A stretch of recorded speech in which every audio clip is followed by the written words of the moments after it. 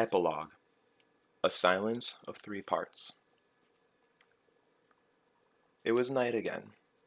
The Waystone Inn lay in silence, and it was a silence of 3 parts. The first part was a hollow, echoing quiet, made by things that were lacking.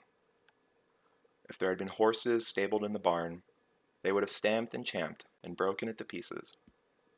If there had been a crowd of guests, even a handful of guests, bedded down for the night, their restless breathing and mingled snores would have gently thawed the silence like a warm spring wind. If there had been music. But no, of course there was no music. In fact, there were none of these things, and so the silence remained. Inside the Waystone, a man huddled in his deep, sweet-smelling bed.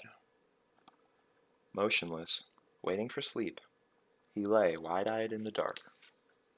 In doing this, he added a small, frightened silence to the larger, hollow one.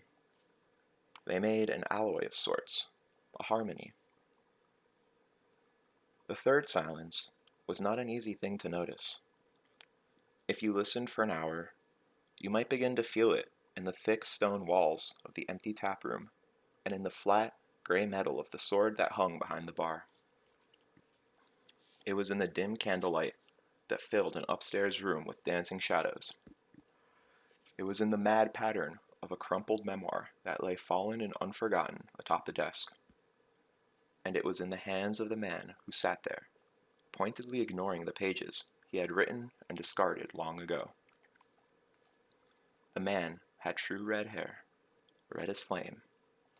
His eyes were dark and distant, and he moved with the weary calm that comes from knowing many things.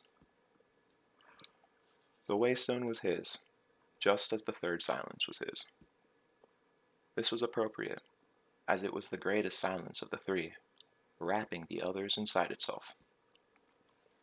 It was deep and wide as autumn's ending. It was heavy as a great river-smooth stone. It was the patient, cut-flower sound of a man who is waiting to die.